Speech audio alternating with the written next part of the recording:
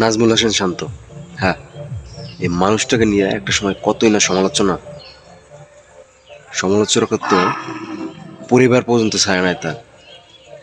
আর সেই মানুষটা বাংলাদেশ ক্রিকেটের অল ফরম্যাট, হ্যাঁ, টেস্ট, ওডিআই, টি-20 তিনও ফরম্যাটের ক্যাপ্টেন সেই নাজমুল হোসেন শান্ত আছে।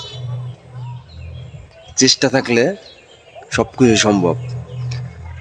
চেষ্টা ছিল বলে আজ নাজমুল হোসেন শান্ত বাংলাদেশের প্রতিনিধিত্ব করবে বাইরের, হ্যাঁ, বাংলাদেশ ক্রিকেট টিমে প্রতিনিধিত্ব করবে, বাংলাদেশকে রিপ্রেজেন্ট করবে।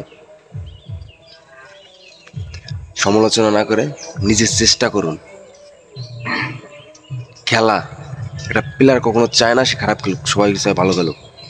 একটা প্লেয়ার কখনো খারাপ খেলতে চায় না, কিন্তু সবারই মাঝে একটা অফ ফর্ম আছে। যেরকম বিরাট কোহলিও গেছে, একটা সময় বিরাট কোহলি অফ ফর্মে গেছে, টানা 3টা বছর, কত না সমালোচনা।